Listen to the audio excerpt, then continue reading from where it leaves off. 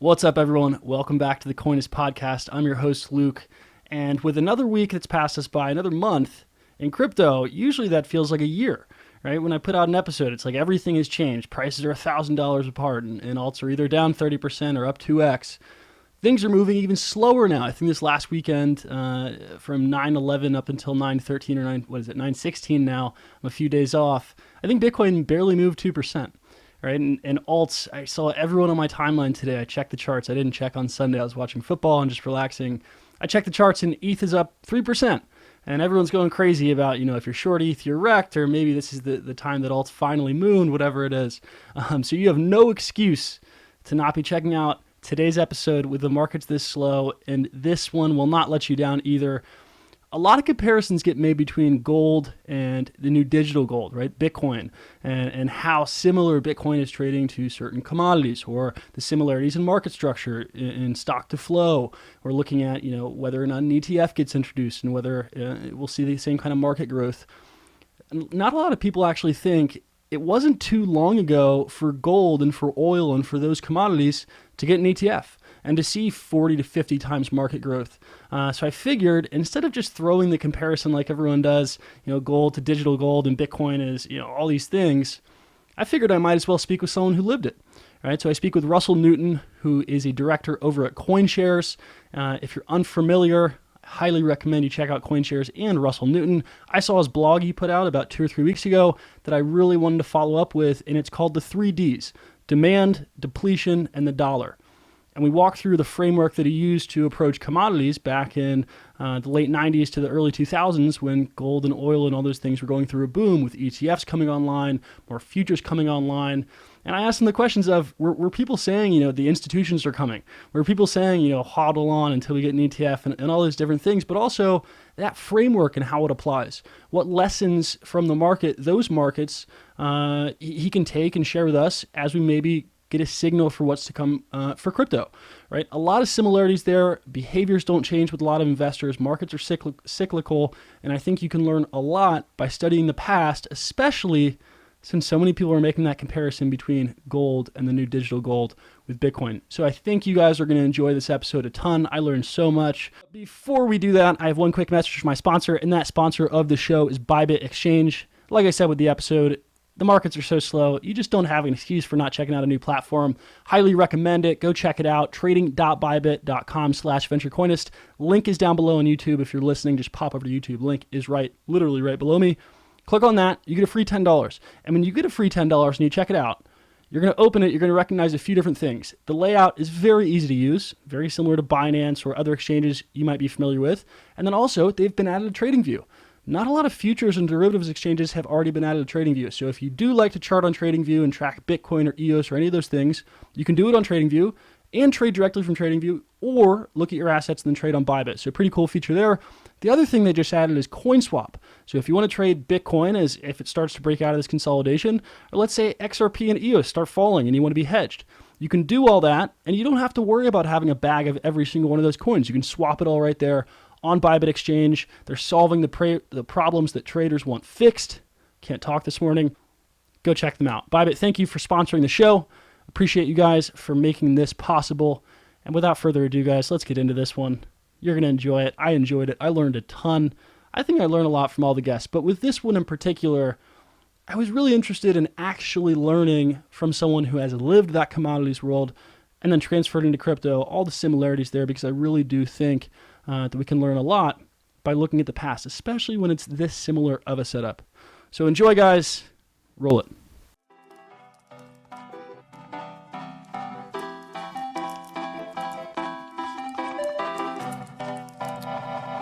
And on my side, we're live. Welcome, everyone, to the CoinShares podcast. I am joined today by Russell Newton. I'm pretty excited for this one. Russell, how are you? I'm good, thanks. I'm very glad to be here. Nice to meet you. Yeah, you as well. Thanks for coming on. Right before I just hit record, I've done a lot of sound tests because I always want to check the sound quality before I hit record and before everyone listens to this. And that was maybe the most interesting little sound test I've ever heard. What was that? The Wars of the Carpenter. Okay, I've never. I always hear a test. Sometimes I hear people say their name repeatedly, but I've never heard kind of a few lines riffed off like that. That was nice. I've got poems in my head. I need to get rid of them, but they're just stuck there now. So where are you calling in from? Because it's morning here. I think it's probably at least afternoon there. Yeah. Yeah, yeah. I'm in Jersey in the Channel Islands, so it's 4 o'clock in the afternoon here. Very nice. Thank you for finding the time this Friday. The reason I wanted to do this, I read your article. Gosh, it would have been almost 2 or 3 weeks ago now, and I think it was probably the most fascinating comparison between crypto and commodities, which I know that comparison gets made a lot, but there are a few different framework you used to use as you traded commodities. From 25 years back, it says. All those lessons kind of adding and maybe giving us a hint to where the crypto market is going. That's really what I want to explore today. But before we get into the crypto stuff, before we get into CoinShares, what was that like? You said you've been trading commodities for nearly 3 decades with Daniel Masters, who's also at CoinShares. What were you guys Hmm. primarily trading, and what was that like? We started out as oil traders at Shell back in mid '80s, and it was a lot of fun. It was a new market. There had been futures markets a little bit in oil. The NYMEX WTI contract and the heating oil contract, I think, started in 1980. But it was still a very developing market. It was still very heavily focused on the physical side of the market. It evolved very fast from the mid '80s to the mid '90s.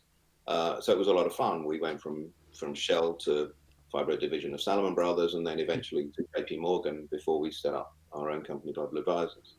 Okay, and so that was primarily what oil. Did you do a lot of gold as well, or was it kind of only focused on one commodity? So by the time we got to JP Morgan, we were involved in a wide range of commodities. Yeah, We were right next to the metals traders and the gold traders. So it started to look more like a whole portfolio of industrial commodities. And it was interesting to see the ebb and flow between them and the highly correlated nature of the industrial cycle.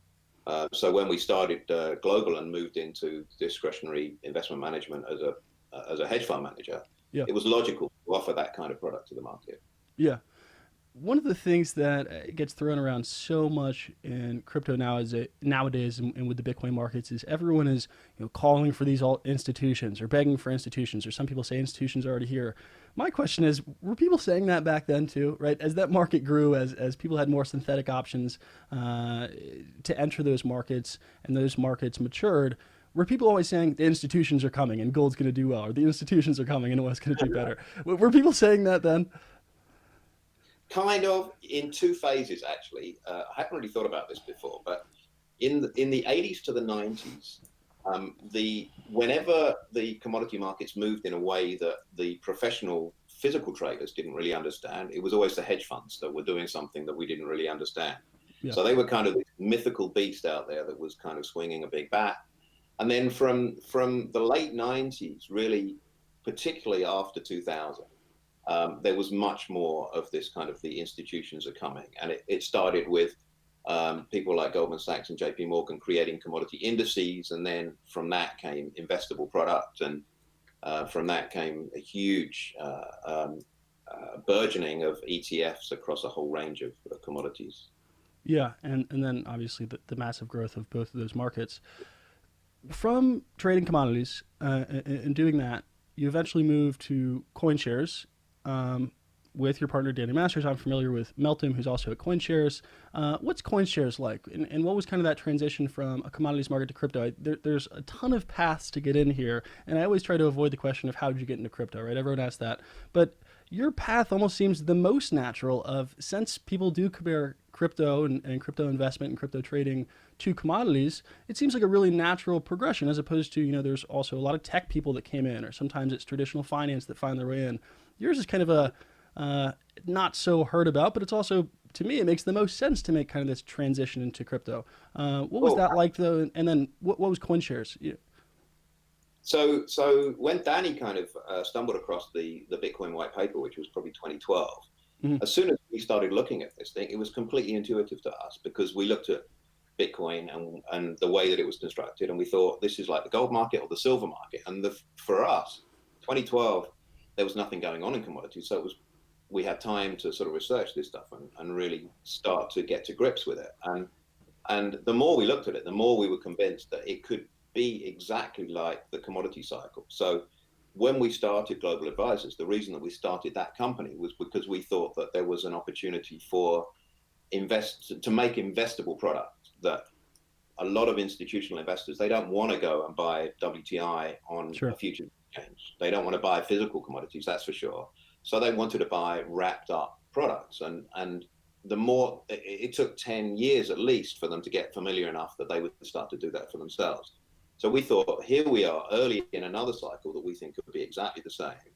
And with the same amount of leverage in terms of you start to see big flows of institutional money into this market at some point in the future, that's going to really make a big difference. So the sort of rebranding exercise of creating CoinShares, acquiring the XBT provider company, which has our certificates listed on NASDAQ in Sweden, it became natural to sort of move away from the Global Advisors brand, which was associated with the commodity markets, and create the CoinShares brand, which is now Europe's biggest digital asset manager. Yeah, and you have a product there that almost resembles what people are kind of waiting on here, an ETF, right? The XBT provider. What is that like? That's only available to Sweden, or what is CoinShares? I guess what are all the things you guys do? Because I think I've heard Melton say you're a digital asset provider. If you go there, the website has a ton of things. What's the best Yeah. way to describe it? So we are the biggest asset manager in Europe in the digital asset space, but that divides into a number of silos. As you said, it's kind of too many different businesses. But Sure. the passive business, which issues the SPT provider ETNs, that's around $800 million, tracking Bitcoin, Ethereum, Litecoin, and Ripple. And that business looks very much like a traditional ETF business. In fact, we think it's the closest that it's possible to come. Those products are available most European markets, and we love for them to be available further afield, but that's a regulatory challenge. Yep. Then we have an active managed strategies business, which looks more like a traditional hedge fund business, but applied to the digital asset space that Melton and I co-manage. Okay. And then we have a trading desk doing OTC business, providing liquidity to all of those other businesses. Okay. Very cool. I wanted to break those down because I think it gets wrapped into one, and then it gets a little bit convoluted as to what is all going on there. The other thing I have to ask: who came up with the idea of the mascot? That's the coolest mascot in all of crypto, the astronaut, and it's been in a party or two. Yeah, there's a person who actually dresses up like an astronaut. That's amazing. I was not at the party where that idea came out. I have no idea how that happened, but I'm pretty sure that was Ryan and Fitch, Ryan Radloff and Fitch Guerrero, who run that team, the sort of marketing and branding. But we like it. It was brilliant. I saw pictures on Twitter on wherever it was, and there's literally an astronaut walking around a party, and I thought that is just genius. So the transition from Global Advisors to now this, kind of a natural progression for you, and you saw that opportunity. One of the frameworks you used back when you were investing in those commodities or thinking about those commodities was demand, depletion, and the dollar, the 3Ds. And this is what caught my eye with the article, and this is really what I want to explore today. What are those 3Ds, and how did they apply to commodities markets then, and why are they now repeating, and how do they apply to crypto now going forward? Yeah. So this thesis really developed for us after 2000, and the way that we got interested in commodities in particular after 2000, got very bullish on that part of the cycle, was we saw the potential for significant demand growth in industrial commodities on a global basis, because we were sort of positive on the global economic landscape. The backdrop of that was the depletion element, which really relates to the fact that if you looked at the physical kind of numbers on particularly oil and gas, but pretty much across all of the commodities, it was going to be very hard for, at the price point where we were in 2000, to see any kind of supply growth. So the argument was basically that you needed much higher oil prices in order to solve the supply problem, because the supply problem takes so long to solve. Sure. And the third element, the dollar, was basically that most commodities are dollar denominated. So if you get any kind of significant move in the dollar, then that has a kind of follow through effect on commodity prices because lots of emerging markets and so forth. Yeah. Certainly. Was what was kind of the play on the dollar now?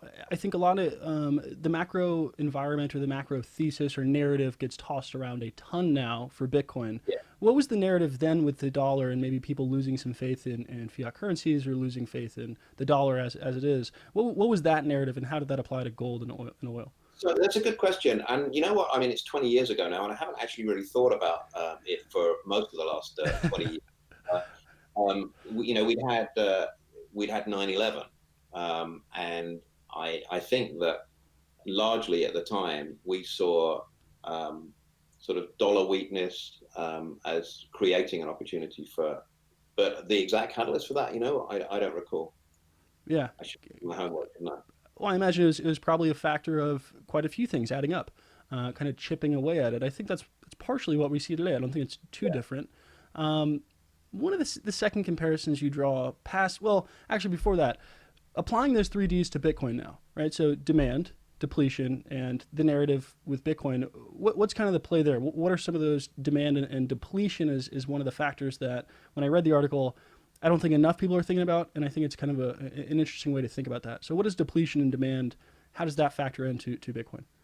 Well, so the depletion one is probably the most straightforward, right? Because everybody talks about the halvings in all of the sort of main chains, and that has to be a thing in terms of if you just look at the fact that you've got a relatively fixed supply before each halving takes place. It's hard to believe that won't have some impact. But if you look at what's happened with the Litecoin halving, actually there was a lot of buy the rumor and now kind of sell the fact element in that. So it's possible that you get some anticipated result and then there's disappointment when the halving actually occurs. The demand side in the cryptos is a little bit more tricky to parallel because, of course, there's no real fundamental demand for Bitcoin in the same way that there might be fundamental demand for oil. But you could argue the same about gold. There apart from some small element of jewelry demand or industrial demand, there's no real kind of underlying demand for gold, and yet it goes up because it becomes an investment sort of good when people are concerned about fiat currency in banking reserves. Yep. So that's sort of one element, I guess. And if you start to see institutions that want to either add crypto into the portfolio as a sort of diversification in the same way that they look at gold as a diversification, it would make perfect sense. And you'd see some uptick. But then on the second order, you've got to look at things like in some of the alts, if you have proof of stake coins or you started to see wider adoption, the extent to which that might mean more money parked in more wallets, which may not be demand, but it's a velocity of circulation kind of equivalent, right? It's slowing Sure. down. So I think all of those things for us feel sort of like positive rather than negative factors. Sure. And I'm really glad you brought this up with the difference demand with gold versus Bitcoin, because I think, gosh, gold bugs like Peter Schiff, they really struggle to see, and I don't know if they do it on purpose or whether or not they really don't see how demand could form for Bitcoin. But there's this chicken and egg problem of, do people really demand gold because it's an investment, or do they demand gold for this, very small percentage of it is useful for jewelry and things? And I think a lot of gold bugs will say, well, Bitcoin can't be useful for anything other than investment. Is there kind of a problem with that? I don't see the problem, because I think really a lot of the demand exists for gold because it's an investment vehicle. I don't use, I would never be interested in investing in gold because it could be produced or transformed into jewelry. Is there a disconnect there? Like, why does Peter Schiff not see that on purpose, or is there really a belief that, a commodity has to be useful for something other than an investment vehicle?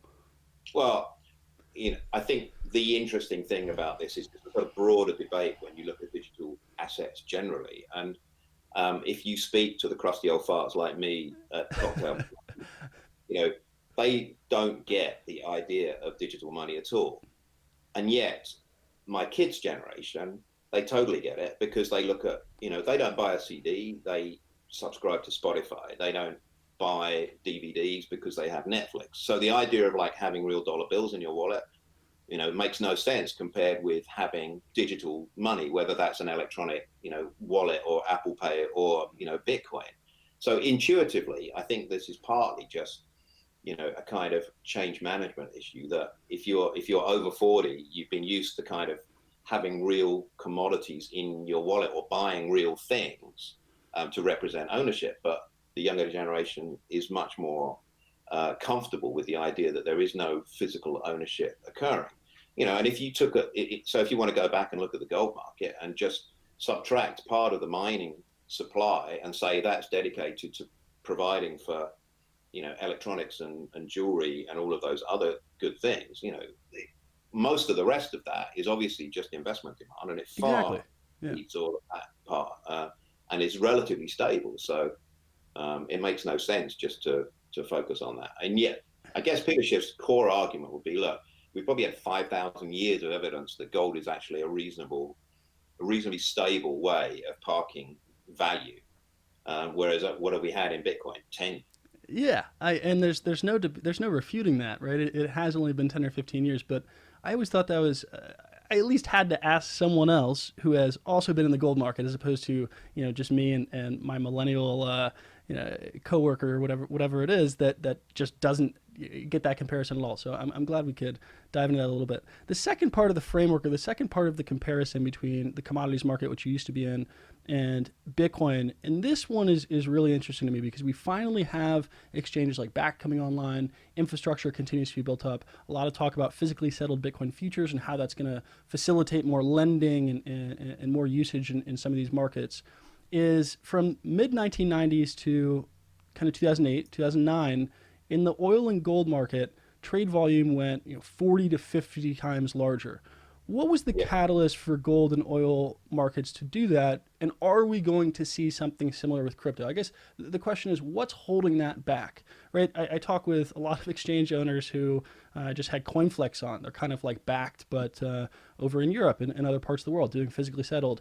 And their CEO, Mark Lamb, is saying, I think that derivatives markets are going to boom and we're going to have 40 to 50 times growth. And they're going to be trading 40, 50 billion, not just 1 billion a day. Kind of talk about how that happened with oil and gold, and then will that happen with Bitcoin?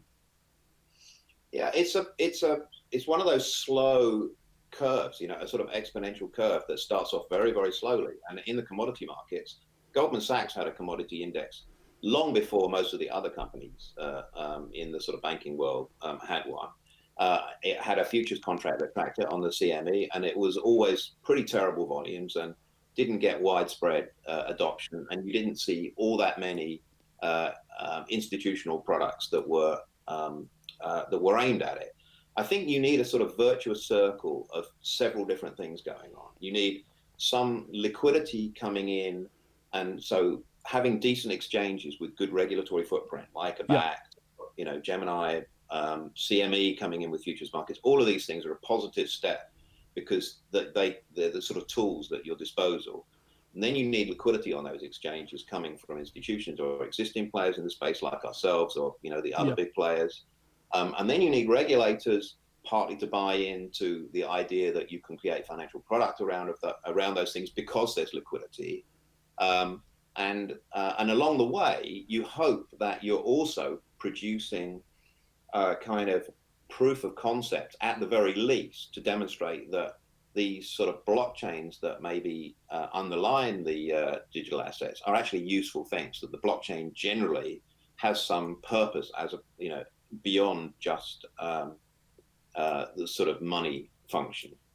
And then I think it sort of starts to feed on itself. And so in the commodities sort of cycle, you didn't see much happening until the sort of 95, 96, and then JP Morgan decided to create commodity indices. And of course, because they've got commodity indices, they go out and their sales force starts selling derivatives on those indices and so forth. And then you start to see a little bit of a wobble in the economy, and that people start to build a global macro kind of view on the reflation trade in 2002, 2003. So commodities start to pick up. And then, of course, the sales team can smile and dial every pension fund and say, what do you think? Look, the equity markets are going down, commodity markets are going up. Why aren't you invested? And that's basically what happened, 15, 20 years ago. So the smile and dial definitely played a role, as well as them creating the indices. But was there anything else? You bring up that kind of being able to get in via those synthetic instruments, and why institutions would probably want exposure to the price, but not necessarily exposure to the underlying. Right? JP doesn't have any interest in actually getting barrels of oil delivered. Probably like they don't necessarily need to hold their private keys or hold their Bitcoin. They just want exposure to the price. Is there a Yeah. problem with that? I think in Bitcoin, maybe it's just the not so finance focused people will say that's kind of a problem, right? It's not a good thing that people are getting synthetic exposure. It's not a good thing that they're just getting in with futures. Is there a problem with that with Bitcoin, or is there not? Is there not a disconnect? For an institutional investor, do you think there's a problem? You mean, No, or I mean, just for the health of Bitcoin in general, I think a lot of people will look at the CME. I think CME is probably the most referenced, and they'll say, look, all these futures and synthetic products are just allowing people to short, and it's just allowing people to get exposure without actually buying Bitcoin. It's kind of rehypothecation, or the yeah. creation of more supply without actually owning a Bitcoin. Is there a problem with that for Bitcoin? Does that kind of stifle long-term growth, or is that still a good thing? There's two sides to it.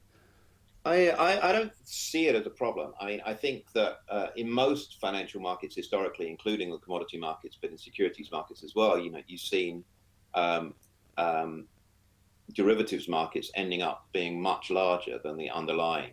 Certainly the case in natural gas or crude oil, and so um, I think the evidence from the past is that that has always been a sort of uh, there's some sort of synergistic element to it. But um, I know that there's a sort of cohort of the technology people within the crypto community, the sort of very purist Yeah, people who some see the financialization of the crypto markets um, as just wrong, or not within the vision, the original vision. Um, I guess that's the same as the gold bugs that believe that the only way of investing in gold is to own allocated gold in a warehouse where you can go and actually see the gold bars. But as we know from the ETF market in gold, that's a very small sort of cohort compared to the overall sort of size of the market. So I don't see it as a problem. And the other thing is that what you saw in commodity markets was that entry of other people into markets, because there were investable products like futures or ETFs, meant that you were driving prices, and that created opportunities to innovate within the underlying physical space. In the case of oil, it meant drill more holes in the ground, do more fracking in the United States, and so forth. exactly. That's what I wanted to get to was based on more institutions coming in, because there's still this. I guess it's just two sides. Of the purists, as you say, I think that's probably a good way to describe it, saying we don't need institutions, right? We don't need the markets to grow this fast, or we don't need more products, more infrastructure. It's doing just fine, right? People should get in spot. They should be kind of a purist as well. But at the same time, I think that will really just kind of push development, right? I think it's a natural progression of how things will work. And if it follows anything like the commodities market, I have the charts up for people that are listening. You can't see the charts. The gold and oil trade volume, I mean, they go vertical in like 2004, 2005. And I think that'd be fascinating to see in crypto. The third part of this framework, right? So you have the 3Ds, you have this expansion of synthetic products and that leading to a boom in trade growth. Now, the third part of that is this blockchain, not Bitcoin. And you've seen this before, right, with commodities. Talk about that, seeing that before, because I think that seems like a unique element to crypto and to Bitcoin, but it also happened in commodities. What's the comparison there? So we found ourselves when we were selling our hedge funds in the commodity space in the um, very late 90s, early 2000s. Most of the time, people would say, "But why would I want to do a commodity hedge fund that's investing in the underlying markets? Because I can go and buy a portfolio of Shell and BP and so forth." And without appearing to really appreciate that there's a really quite fundamental difference between owning a portfolio of oil producing companies and owning the underlying oil. And that may be a good thing or it may be a bad thing. Some people even would argue that commodities are not really investments, they're all just speculative instruments, whereas because they don't produce cash flows. So if you buy BP, um, you're exposed to a deep water horizon. You're exposed to not just the crude oil production part of the business, but gas station retail and Sure. refinery margins and every other part. And you have all these operational risks. And in fact, in the silver market, one mining company decided to split itself into two, so that one part was just long silver and the other part had all of the operational hair on it. Oh, wow. And they got a much better valuation, I think, as a composite for their shareholders by doing that, because it meant that people could just have a sort of synthetic physical silver position, or they could take all the mining Cash flow. engineering kind of risk. And I think that's entirely parallel to the crypto space. You could invest in crypto VC and fintech, and you'll pick some winners and you'll pick some losers, or you can invest in the underlying digital assets, and same thing, but different way of expressing the view, different risks. Yeah, and that conflation of exposure types. So, one of the parallels you draw, it's almost like, junior mining stocks you bring up, but it's almost like alts and Bitcoin as well. I think whether or not, or is that kind of comparison made as well? I think you referenced an article with Melton kind of talking about that. Yeah, yeah. I think that's true. Because a lot of the alts are basically the innovators on the edge of the space, and you've got this big beast in the middle that kind of represents the sort of ebb and flow of the tide of the crypto market. Sure. Then around the edge, you've got people trying to innovate, and as with venture capital and as with the junior miners, some of those innovations will be successful, and some of them will absolutely not. The problem the space, I think, is in at the moment is this very long trough of disillusionment, because there was so much optimism in late 2017 about how long projects would take to come to market, and that there would be appetite. And I think that's been part of the problem. And I think the other part of the problem is that actually there's probably still some resistance from potential customers when dealing with people about, do I really want the blockchain element? Does it really need a blockchain? Is another fundamental thing. But I think some of these people may be struggling to sell their product because they're trying to sell it as a blockchain technology, and nobody really cares. Yeah. Was that going on? So how did that play out, right? With people that were invested in the underlying, let's say like 2000 versus invested in junior mining? Because I'm trying to draw the parallel of like, let's, if we could look into the future 10 or 15 years, how does Bitcoin do versus the so-called junior mining or the altcoins, right? How did junior mining plays work out? Were some winners, some losers, or was it an overwhelming, underperformance? No, there were winners and losers. I mean, the gold price at the low, the famous low, was when Gordon Brown, our British Chancellor of the Exchequer, sold half the Bank of England's gold at $255 an ounce. What a great trade that was. And what are we talking? Maybe 8 years later, the peak in the gold market, let's call it 2000. So that's an 8x trade. Meantime, you had some of the junior mining stocks that were in position over that period, would be 20x, 50x if they were winners, and they'd be minus 100% if they were losers. And the losers were basically operational losers, run out of cash, failed to build the mine, couldn't get regulatory approval, whatever. Those were all the sort of classic problems. They're different in the technology space, but you'll see the same kind of returns. I think, great projects can be 10x or 20x kind of projects. I don't see why that wouldn't be the case in the crypto space as well. And terrible ones are just going to go to zero, right? Yeah, a far higher risk profile, potentially earning you that yield, but at the same time, willing to go to zero. I think too many people are familiar with that concept now. Looking at the other comparison, you have the trough of disillusionment, right? And a lot of assets, well, Bitcoin isn't necessarily down that much anymore. I think we're only down 50% from the all-time high. But you look at some alts, they're still down 80, 90%. And I'm not even talking about in dollar terms. They're down another 80 or 90% in Bitcoin, right? So there's coins still sitting at like 97, 98 that just haven't even budged as Bitcoin's done a 3x. Yeah. How did that trough of disillusionment play out in commodities, and how does that play out going forward here? Right? Do some things?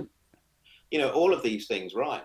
Because after the commodity market hit the peak with crude oil above 140 and all the other commodities like gold at 2000 or 1950, when things started to crater, around the time of the global financial crisis, you had firms that were very highly levered to an underlying commodity. In the United States, you had a lot of natural gas firms that were Hmm. extremely highly levered, but you also had these master limited partnerships that were basically kind of crude oil SPVs.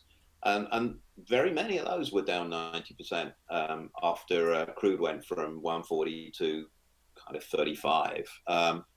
And one of my colleagues at the time said, sort of, show me a stock that's down 90%, and I'll show you one that was down 95% and then double. And it's like, Oh my you gosh. then you realize how hard it is to go back up. You've got to have so many doublings to get back to your kind of high watermark. And it feels absolutely crushing. And lots of those companies in the oil cycle died or came very near to death. And we're seeing the same thing in the alt cycle.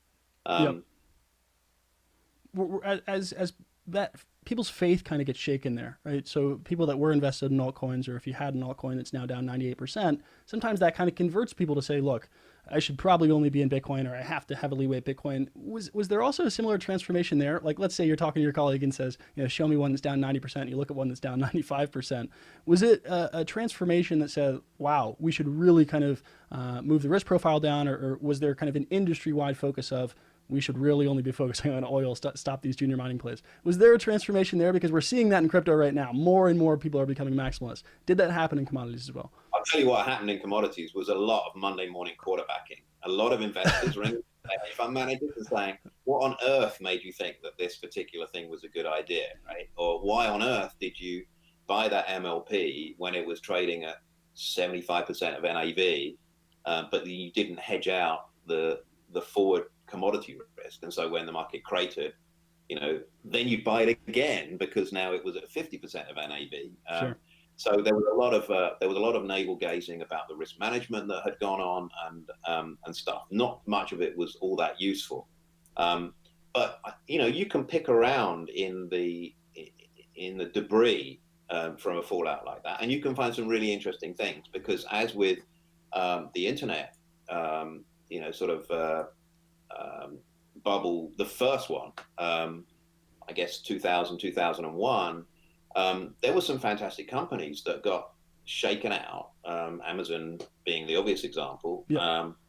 I think it took 5-6 years to get back from those lows to the pre-2000 high. And I'm very tempted to think that the same is the case in the alts. Now, tokens themselves may never be worth anything, but there are some great teams that did raise some money and did have some interesting ideas. And it may be that what you need in this space now is kind of some crypto M&A. Yeah, I'd be curious to see how that plays out, especially if two teams that had a token. I think what we'll probably see is some of those teams that had a token really just realize they have to maybe build infrastructure, and their tech can work, but maybe it has to be a layer one solution or something with Bitcoin. So I'd be curious to see what happens with those tokens. The team and the tech might be interesting, but the tokens, like you said, could turn out to be worthless. One of the last point to kind of tie all this together, right? You have the 3Ds, you have this blockchain, but not Bitcoin, which has existed before, and then you also have how the market matured with more options becoming online. You and Ryan look at, this isn't necessarily a revolution. This is just an evolution, right? A lot of this stuff has already happened as we move from more physical to more digital assets, and from more dependent, right, to more independent. Talk about that, because I think some people look at this and they say, this is a huge revolution. This is a big change. Really, a lot of this stuff's happened. You kind of have a story for every single thing we're going through right now with crypto. What's that about? Just an evolution, not a revolution. So one of the things that we've actually found really interesting is that there are kind of two flavors of people that have entered the crypto space.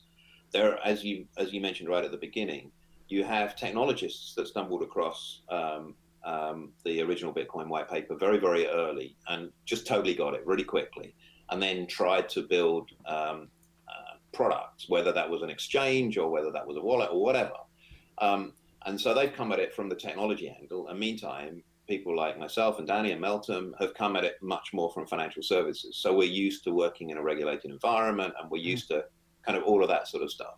On the technology side, you've seen a few of the younger teams get into trouble with the regulators because they just didn't really understand how that whole thing worked. So there's definitely a kind of revolutionary element, and I think it's predominates in the technology people. And it's obvious why, and it's attractive sort of proposition. The problem with revolution is it takes a really long time potentially, and Yep. meantime you've got to eat. And so for us, the sort of evolutionary strategy as a way to kind of prove to the market that there is interesting stuff going on, and meantime, still be able to eat. I can't really draw a strong parallel in that one with the commodity space. I think that's more like a technology thing, and whether that's the internet or other stuff. But so we like both of those theses. We love working with the revolutionaries because they are visionary and Of because course. they have some amazing ideas. But some of those ideas are no way going to pay off, or not in any kind of time frame that's going to pay any bills. So in the meantime, we have to bring digital assets in various forms to the market, either to institutions to invest in or technology projects that look a little bit more like, probably the visionaries are going to say they're compromised and they don't like the idea that you're compromising Yeah. now. But I think that, once you start to get to a point where retail consumers or businesses are using blockchain technologies without even realizing that they're using blockchain technologies, that's when the evolutionary part of that has been a success, and then some of the revolutionary stuff will probably come to pass. Mm-hmm. I Makes think sense. it's really that now. Yeah, kind of supporting each other. Yeah. To wrap this up, there's two things I want to touch on, kind of looking forward now, as we've used now your lessons and your experience from the past, and all those parallels I think are just fascinating, because so many people say Bitcoin's the digital gold or this resembles the commodity index, but don't necessarily dive into how those markets matured and what was the driving forces and some of the pitfalls, and we're seeing these pitfalls now in Bitcoin and in crypto. What is the biggest thing holding back Bitcoin markets from having that $50 billion a day volume, right? Because like I said, I've had a few exchange operators on, and they think it's right around the corner. But I'm sure that people have been saying it's right around the corner now for a year or two, right? Yeah. And we're waiting for the CTF, which is right around the corner. But people have been saying that for a year or two. And what is the biggest thing holding it back, right? Does an ETF really change the game, since there already are all these different ways for institutions to get in? I know it's still not the easiest. We're still solving the custody problem. But what is the switch that flicks it, right? Because it is slow, it's gradual at first, and then it's kind of explosive with gold and oil. But what is it with Bitcoin? What changes the game and really makes us have that kind of parabolic market growth, not necessarily price growth, but market growth? I think one of the nice to haves for the crypto market generally would be more regulatory recognition. So we have little pockets of understanding and regulation. You've got the New York Department of Financial Services that Yep. are regulating people like Gemini. And FINMA have been very pro crypto, so that's refreshing in Switzerland. But these are little islands in a sea of, I don't know, skepticism, and we can't help thinking that in the case of some regulators, they still just hope that if they wait long enough, this stuff is just going to quietly go. Institutions really like to deal in regulated markets, unless they're highly speculative kind of hedge funds that want to deal on the frontier.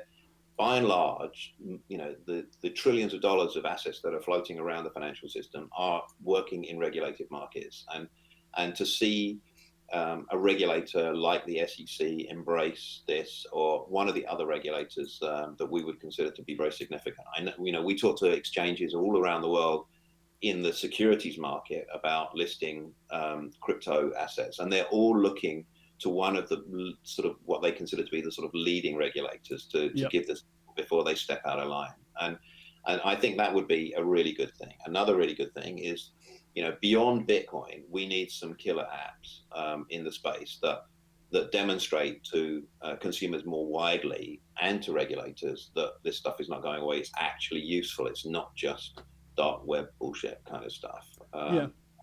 Do you think Bitcoin alone could do that, or why?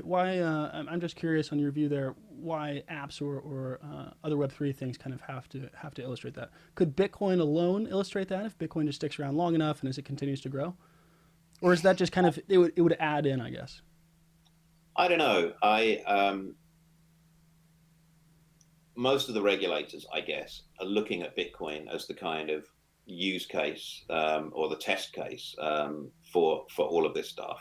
Yep. Uh, so it's a necessary but maybe not a sufficient condition for global acceptance. At the other end of the spectrum, all the sort of any coin that doesn't have some form of chain of custody or couldn't be AML'd, those are causing lots of problems for lots of regulators. So Yeah. I mean, it's very hard to get into very much detail about the regulators, but Yeah.